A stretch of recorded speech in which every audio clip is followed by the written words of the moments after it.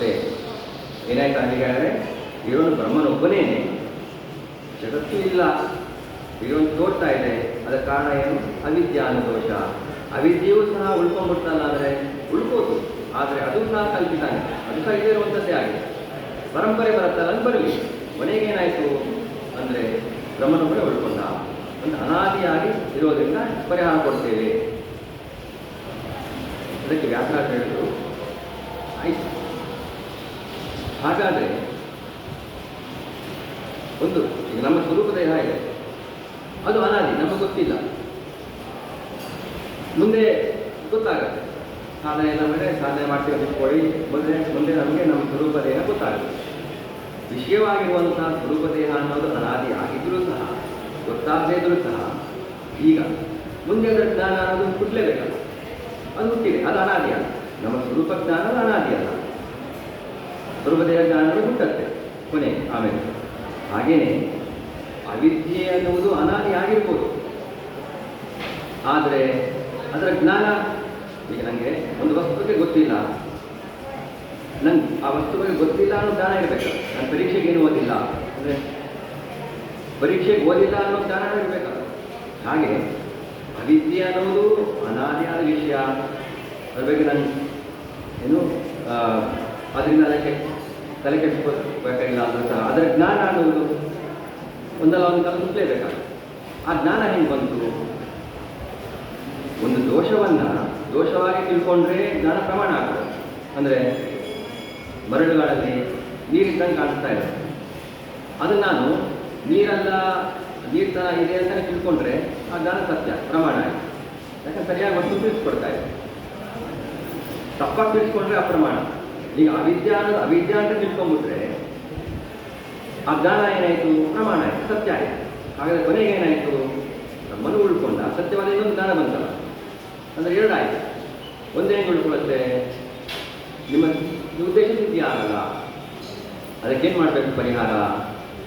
ಅವಿದ್ಯೆಯನ್ನು ತಪ್ಪಾಗಿ ತಿಳ್ಕೋಬೇಕು. ಅವಿದ್ಯೆಯನ್ನು ಮಾಡ್ತಾ ಇದೆ, ಇಲ್ಲದೇ ಜಗತ್ತನ್ನು ತೋರಿಸ್ಕೊಡ್ತಾ ಇದೆ. ಅವಿದ್ಯೆ ಬಗ್ಗೆ ಜ್ಞಾನ ಇಲ್ಲ, ಅವಿದ್ಯೆ ಅನ್ನೋದು ಹಾಗೆ ಆಗಿದೆ ಸರಿ, ಅದರ ಜ್ಞಾನ ಅನ್ನೋದು ಹುಟ್ಟಬೇಕು. ಜ್ಞಾನ ಬಂದಾಗ ಅದನ್ನು ನಾನು ಆ ಜ್ಞಾನ ಅನ್ನೋದು ಅವಿದ್ಯೆಯನ್ನು ಸರಿಯಾಗಿ ತಿಳಿಸ್ಕೊಟ್ಟಿಲ್ಲ ಅಂದರೆ ಅದು ಸುಳ್ಳಿನ ಜ್ಞಾನ, ಅಪ್ರಮಾಣ ಅಂತ ಆಗ್ತದೆ. ಆದರೆ ಅವಾಗೇನು ಮಾಡಬೇಕು? ಅವಿದ್ಯೆಯನ್ನು ಅವಿದ್ಯೆ ತಿಳ್ಕೋಬೇಕು ಅಂದರೆ ದೋಷ ಇರಬಾರ್ದು. ಆದರೆ ಅವಿದ್ಯೆಯನ್ನು ಅವಿದ್ಯೆಯಾಗಿ ತಿಳ್ಕೊಳ್ಳೋಕ್ಕಾಗಲ್ಲ, ದೋಷ ಬೇಕು. ಅಂದರೆ ಏನಾಗ್ತದೆ? ಇನ್ನೊಂದು ದೋಷ ಒಪ್ಪಲೇಬೇಕಾಯಿತು. ಆದ್ದರಿಂದ ವಿಷಯಕ್ಕೆ ಅನಾದಿತ್ಯ, ವಿಷಯವಾಗಿರುವಂತಹ ಜಗತ್ತಿನ ಕಲ್ಪನೆಗೆ ಬೇಕಾಗಿರುವಂತಹ ಅವಿದ್ಯೆ ಅನ್ನೋದು ಅನಾದಿ ಆದರೂ ಸಹ ತತ್ ಪ್ರತೀಕೆ ಅವಿದ್ಯಾ ಜ್ಞಾನ ಅನ್ನುವುದು ತತ್ ಅವಿದ್ಯೆ ಅಂತ ತಿಳ್ಕೊಂಡಿದ್ದೀನಿ ಅಂದರೆ ಸತ್ಯವಾದ ವಸ್ತು ಒಪ್ಕೊಂಡಾಗ, ಎರಡು ವಸ್ತು ಒಪ್ಕೊಂಡಾಗ ಇಲ್ಲ. ಆ ಜ್ಞಾನವೂ ಸಹ ಇನ್ನೊಂದು ದೋಷದಿಂದ ಬಂದಿದೆ ಅಂದರೆ ಮತ್ತೆ ಪುನಃ ದೋಷ ಒಪ್ಕೊಂಡಂಗೆ ಆಯ್ತು.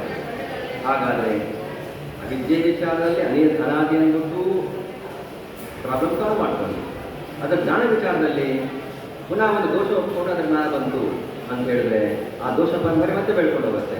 ಯಾಕಂದ್ರೆ ಸತ್ಯವಾದ ದೋಷ ಒಪ್ಪಲೇಬೇಕಾಗತ್ತೆ. ಅದರ ಕೊನೆಗೆ ಏನಾಯಿತು? ಬ್ರಹ್ಮ ಉಳ್ಕೊಂಡಿದ್ದ ಅಷ್ಟೇ ಅಲ್ಲೇ ಅದರ ಜ್ಞಾನ ಬಂದಾಗ ಆ ದೋಷದಿಂದ ಬಂದು ಅಂದರೆ ಒಂದು ದೋಷ ಸತ್ಯವಾಗಿ ಒಪ್ಕೊಳ್ಳೇಬೇಕಾಗತ್ತೆ. ನಿಮ್ಮ ಉದ್ದೇಶ ಸಿದ್ಧಿ ಆಗುವುದಿಲ್ಲ ಅಂತ ಈ ವಿಷಯವನ್ನು ನಿರೂಪಣೆ ಮಾಡ್ತಾ ಇದ್ದಾರೆ. ಇನ್ನೊಂದು ಅಂಶವನ್ನು ಹೇಳ್ಬಿಟ್ಟು ಮುಗಿಸ್ತೇನೆ. ಇನ್ನೊಂದು ವಸ್ತು ಇಲ್ಲ ಕಾಣ್ತಾ ಇದೆ ಅಂದರೆ ಏನು? ನಮಗೆ ಯಾವಾಗ ಆ ಜ್ಞಾನ ಬರ್ತಾ ಇದೆ ಆ ಸಮಯದಲ್ಲಿ ಮಾತ್ರ ಇದೆ ಅಂತ ಅರ್ಥ. ಇದೆ ನೆನ್ನೆ ನಾವು ಇಲ್ಲಿ ಬಂದಿರಲಿಲ್ಲ, ಉಡುಪಿ ಕೃಷ್ಣ ಇಲ್ಲೇ ಇಲ್ಲ, ನಾವು ಬಂದಿದ್ದೀವಿ ಹೊರಗ ದರ್ಶನ ಪಡಿತಾ ಇದೆಯಲ್ಲ. ಅವಿದ್ಯೆ ಅನ್ನೋದು ಆ ಥರ ಅಲ್ಲ. ಯಾಕಂದರೆ ವಸ್ತುತ ಜಗತ್ತೇ ಇಲ್ಲ ಅಂದಮೇಲೆ ಅವಿದ್ಯೆ ಇಲ್ಲ ಅಂತಲೇ ನಾವು ಹೇಳಿದ್ವಿ. ಅದು ಜ್ಞಾನ ಇದೆ ಅಂದರೆ ಏನು? ವಸ್ತು ಹಿಂದೆನೂ ಇರಲಿಲ್ಲ, ನನಗೆ ಅವಿದ್ಯೆ ಜ್ಞಾನ ಬಂದಾಗ ಮಾತ್ರ ಅದಿದೆ. ಅದನ್ನು ಪ್ರತೀತಿ ಮಾತ್ರ ಶರೀರ ಅಂತ ಕರೀತಾರೆ. ವಸ್ತು ಹಿಂದೆ ಇದ್ದು ನನಗೆ ವಸ್ತುವಿನ ಹಿಂದೆ ಇರೋ ವಸ್ತುವಿನ ಜ್ಞಾನ ಬರಬೇಕಾದ ಮಾತ್ರ ಇರುವುದಾದರೆ ಪ್ರತೀತಿ ಮಾತ್ರ ಶರೀರ, ನನ್ನ ಜ್ಞಾನಕ್ಕೆ ಮಾತ್ರ ಗೊತ್ತಾಗ್ತಾ ಇದೆ ಅದು